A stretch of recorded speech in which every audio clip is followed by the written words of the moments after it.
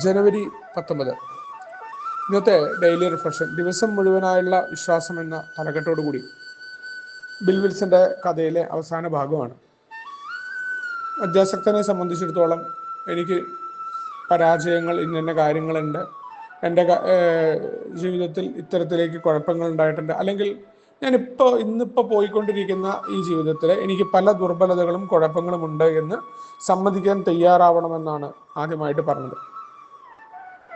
അങ്ങനെ ആകുമ്പോൾ നമ്മൾ നമ്മുടെ കുഴപ്പങ്ങളും നമ്മുടെ കുറവുകളും എല്ലാം സമ്മതിക്കാൻ തയ്യാറാവുന്നു. അപ്പം അവിടെ ഞാൻ എന്താണ് എന്ന വ്യക്തമായ ഒരു കാഴ്ചപ്പാട് നമുക്ക് കിട്ടി. ഇനി എങ്ങനെയാണ് മുന്നോട്ട് പോവുക?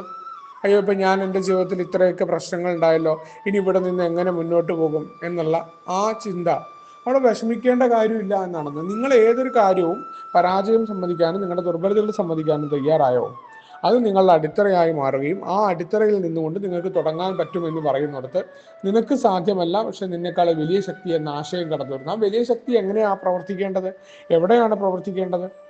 മറ്റു മനുഷ്യരുമായിട്ടും സാഹചര്യങ്ങളുമായിട്ടും ഇടപെടുന്ന മദ്യാസക്തനെ അവിടങ്ങളിലെല്ലാം ഒരു മദ്യാസക്തൻ്റെ ഏറ്റവും വലിയ കുഴപ്പം എന്ന് പറയുന്നത് പലപ്പോഴും വീട്ടിൽ നിന്ന് തുടങ്ങി വീട്ടിലെ വേണ്ടപ്പെട്ട ആളുകളുടെ പെരുമാറ്റം അത് വേണ്ട രീതിയിലായില്ല, അവർ വേണ്ട രീതിയിൽ എന്നെ പരിഗണിക്കുന്നില്ല, ഞാൻ പറഞ്ഞത് ആരും കേൾക്കുന്നില്ല, എന്നെ ആർക്കും മനസ്സിലാവുന്നില്ല എന്ന് തുടങ്ങിയ പരാതികൾ പറയുന്ന മദ്യാസക്തൻ മറ്റുള്ളവർ ഏതൊക്കെ രീതിയിൽ പെരുമാറിക്കോട്ടെ, അവരുടെ സ്വഭാവം ഏതൊക്കെ രീതിയിൽ നമ്മളോട് മോശമായിട്ടായിക്കോട്ടെ, അതൊന്നും തന്നെ നമ്മളെ ഉലയ്ക്കാതെ, അതല്ലെങ്കിൽ നമ്മളെ അഗാധമായി അസ്വസ്ഥതപ്പെടുത്താതെ നമ്മളാണ് മാറേണ്ടത് എന്ന ബോധ്യത്തിൽ മാറ്റം വരുന്ന ഒന്നാണ്.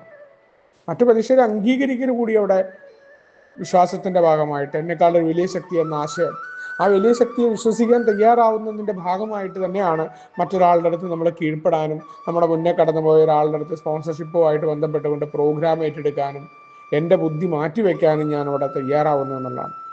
ബില്ല് വളരെ കൃത്യമായിട്ട് പറയുന്നുണ്ട്. നമ്മുടെ ലൗകികമായ ഭാവവും സ്വഭാവലാകവും വളരെ ഞെട്ടിപ്പിക്കുന്നതാണ്. അതാണ് അതിന് തൊട്ട് മുന്നേ പറയുന്നത്. പക്ഷെ ആൽക്കഹോളിക്സ് അനോണിമസിൽ ഓരോ അംഗവും പ്രവർത്തിക്കുന്ന വളരെ ആത്മാർത്ഥമായിട്ടാണ്. തൻ്റെ ജീവിതം ഏതൊക്കെ രീതിയിൽ അനിയന്ത്രിതമായിരുന്നു എന്ന് തിരിച്ചറിയുന്ന ഒരു മദ്യാസക്തനെ സംബന്ധിച്ചിടത്തോളം ആ മദ്യാസക്തൻ മറ്റു മനുഷ്യരുടെ സഹായത്തോടു കൂടി മറ്റു മനുഷ്യരെ അംഗീകരിക്കാൻ തയ്യാറാവുന്നത് കൂടിയാണ് എയുടെ മീറ്റിംഗ്. അങ്ങനെ ആകുമ്പോൾ ഞാനത് വിശ്വസിക്കാൻ ആഗ്രഹമുണ്ട് എന്ന് പറയുന്നു. ആ വിശ്വാസം നമ്മളിലൂടെ പ്രവർത്തിക്കേണ്ടതുണ്ട്. അപ്പോൾ ആ പ്രവർത്തനം എന്ന് പറയുന്നത് എന്താണ്?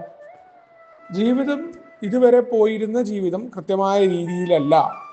അതിന് കാരണം എൻ്റെ അനിയന്ത്രിതമായ രീതിയിലുള്ള ചിന്തകളാണ്. ചിന്തകളെ നിയന്ത്രിക്കാൻ പറ്റുന്നില്ല. അപ്പം അതിന് നിയന്ത്രണം വരുത്താനുള്ള തുടക്കം ഞാൻ തുടങ്ങേണ്ടതുണ്ട്. ആ തുടക്കമാണ് എൻ്റെ കുഴപ്പങ്ങളും ദുർബലതകളും തിരിച്ചറിയുക എന്നത്. ഇനി ആ തിരിച്ചറിവിൽ നിന്ന് അത് മറ്റൊരാളുമായിട്ട് നമ്മൾ പറഞ്ഞ് മാറാനുള്ള ആഗ്രഹം പ്രകടിച്ച് അതിനായിട്ടുള്ള പ്രവർത്തനങ്ങൾ തുടങ്ങുന്ന ഇടം കൂടിയാണ് ഒന്നാമത്തെ പടി എന്ന് പറയുന്നത്. അപ്പോൾ ജീവിതത്തിൽ ഇതുവരെ ഞാൻ പ്രവർത്തിച്ചുകൊണ്ടിരിക്കുന്ന രീതി ശരിയല്ല, ഇനി ഇവിടെ നിന്ന് ആരംഭിക്കേണ്ടതുണ്ട്. ആൽക്കഹോളിക്സ് അനോണിമസ് എന്ന് പറയുന്ന അല്ലെങ്കിൽ എയുടെ പ്രോഗ്രാം എന്ന് പറയുന്നത് ഒരു ജീവിത രീതി മുന്നോട്ട് വെക്കുന്ന ഒന്നാണ്. ആ ജീവിത രീതി എങ്ങനെയാണ്? പണ്ടത്തെ അതേപോലെ ഞാൻ വിട്ടുതരത്തില്ല, ഇനി ഞാൻ അങ്ങനെ ചെയ്യില്ല, അല്ലെങ്കിൽ ഒരാൾ പറഞ്ഞാൽ 10 ഞാൻ മറുപടി പറയും, ഇതല്ല. മറിച്ച് വളരെ കൃത്യമായി മറ്റു മനുഷ്യരെ ഉൾക്കൊണ്ടുകൊണ്ട് ചില കാര്യങ്ങൾ വിട്ടുകൊടുത്തുകൊണ്ട് ചില കാര്യങ്ങൾ നമുക്ക് അഭിപ്രായം പറയാൻ പറ്റിയിരുന്ന സ്ഥലങ്ങളിൽ അഭിപ്രായം പറയാതെ മാറി നിന്നുകൊണ്ട് മറ്റുള്ളവരുടെ മത്സരത്തിന് നിൽക്കാതെ മാറിപ്പോകുന്ന ഒന്നാണ്.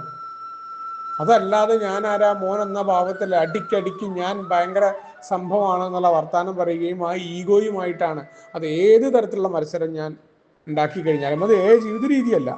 കാരണം ജീവിതത്തിൻ്റെ എല്ലാ കാര്യങ്ങളിലും അതെൻ്റെ വീട്ടിൽ പ്രാവർത്തികമാക്കി തുടങ്ങിക്കൊണ്ട് സമൂഹത്തിലും ആൽക്കഹോളിക്സ് അനോണിമസിൻ്റെ മീറ്റിങ്ങിലും പ്രാവർത്തികമാക്കണം.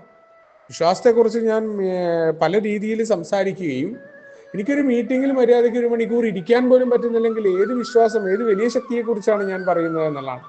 വിശ്വാസം പ്രവർത്തിക്കേണ്ടതുണ്ട്. കുടിക്കാതിരിക്കൽ മാത്രമാണോ? മറ്റു മനുഷ്യരെ അംഗീകരിക്കുക, മറ്റു മനുഷ്യരെ കേട്ടിരിക്കാൻ എന്നെ സാധ്യമാക്കുന്നത് പോലും ഈ വിശ്വാസത്തിൻ്റെ ഭാഗമാണ്.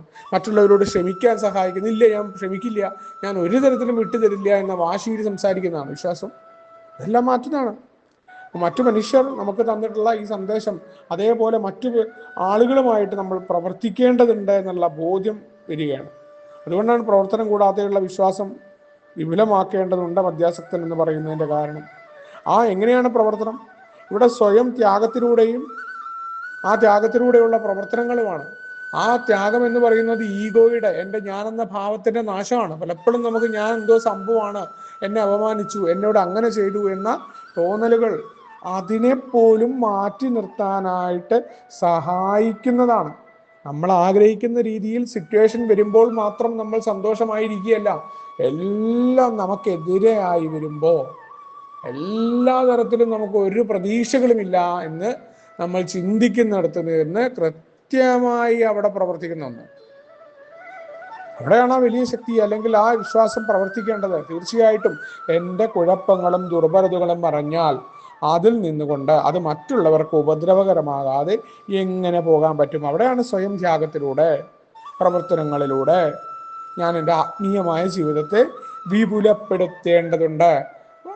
എൻ്റെ ഇതുവരെയുള്ള ജീവിത രീതി ശരിയല്ല, എൻ്റെ അറിവും എൻ്റെ ബുദ്ധിയുമാണ് എല്ലാം എന്ന ആ ഭാഗങ്ങളിൽ ഒരു മാറ്റം വരുത്താണ്. എല്ലാത്തിനെയും സംശയഗതിയോടുകൂടി മറ്റൊരാളെയും വിശ്വസിക്കാൻ പറ്റാതിരുന്ന നമ്മൾ മറ്റുള്ളവരെ വിശ്വസിക്കാൻ തുടങ്ങുന്നു. നമ്മുടെ കാഴ്ചപ്പാടിലൂടെയുള്ള വിശ്വാസമല്ല, അവരുടെ ഭാഗത്ത് നിന്ന് അവർക്ക് ഏതൊക്കെ രീതിയിൽ ചിന്തിക്കാൻ പറ്റും, ഓപ്പൺ മൈൻഡിലാണ്, തുറന്ന മനസ്സിനോടുകൂടി കേൾക്കുകയാണ്. അവിടെ പോലും നമ്മുടെ മുൻധാരണകളോ നമ്മുടെ കാഴ്ചപ്പാടുകളോ മറ്റുള്ള മനുഷ്യരിലേക്ക് അടിച്ചേൽപ്പിക്കാതിരിക്കുമ്പോൾ അവിടെ പോലും വിശ്വാസം പ്രവർത്തിക്കുകയാണ്. അവിടെയാണ്, അപ്പോഴാണ് നമ്മൾക്ക് വനത്തിൻ്റെ ഒരു വനം കാണുമ്പോൾ ആ വനത്തിൻ്റെ സൗന്ദര്യം ആസ്വദിക്കാൻ പറ്റും. അല്ലെങ്കിൽ അതിൽ ഏതെങ്കിലും ഒരു ഉണങ്ങിയ കമ്പും ചില്ലയും കണ്ട് അത് മോശമാണെന്ന് പറയുന്ന പോലെ വ്യക്തിയുടെ കാര്യത്തിലും അത് തന്നെയാണ്. വ്യക്തിയുടെ ഏതെങ്കിലും മനുഷ്യസഹജമായിട്ടുള്ള ഏതെങ്കിലും ദോഷവശങ്ങളെക്കുറിച്ച് മാത്രം നമ്മൾ ആ വശങ്ങൾ കണ്ടുകൊണ്ടുള്ള പ്രശ്നങ്ങൾ നമുക്ക് ഉണ്ടാവില്ല. അവിടെയാണ് നമ്മുടെ ആത്മീയമായ ജീവിതം എന്ന് പറയുന്നത്. മറ്റു മനുഷ്യരെ ഉൾക്കൊള്ളുന്നതാണ് നമ്മുടെ ആത്മത്തിലേക്ക്. മറ്റു മനുഷ്യർ നമ്മളെപ്പോലെ ആഗ്രഹിക്കുന്ന രീതിയിൽ മാറിയിട്ടല്ല, അവരെങ്ങനെയാണോ ആ രീതിയിൽ അവരെ ഉൾക്കൊള്ളാൻ നമ്മളെ പ്രാപ്തമാക്കുന്നെന്തോ അതാണ് ആത്മീയമായിട്ട് നിൽക്കുന്നത്. അപ്പോൾ മാത്രമാണ് മധ്യാസക്തന് തീർച്ചയായിട്ടും ഈ ദിവസം ആ വിശ്വാസത്തിൻ്റെ കരുത്തിൽ തൻ്റെ ജീവിതത്തിൽ ഉണ്ടാകുന്ന ഏതൊരു പ്രതിസന്ധിയും ഏതൊരു പ്രശ്നവും തന്നെ അഗാധമായിട്ട് ഉള്ളുലയ്ക്കാതെ, ഞാൻ ആൽക്കഹോളിക്സ് അനോണിമസിൻ്റെ ഒരു മെമ്പറാണ്, എയുടെ പ്രോഗ്രാമിൻ്റെ ഉള്ളിലാണ്, ഞാൻ ആത്മീയ ജീവിതത്തിലാണ് എന്ന ഒറ്റ ബോധ്യത്തിൽ ആ ഒരു വിശ്വാസം തരുന്ന ആ ഒരു എന്താ പറയുക, ആ ഒരു കരുത്തിൽ മുന്നോട്ട് പോകാനായി പറ്റുമെന്ന കൃത്യമായ ഓർമ്മപ്പെടുത്തലാണ് ഇന്നത്തെ ഡെയിലി റിഫ്ലക്ഷൻ. നമുക്ക് ഒരുമിച്ച് ഡേ പറയും തത്വങ്ങളോട് മുന്നോട്ട് പോകാം. ശുഭദിനം, സുപ്രഭാതം.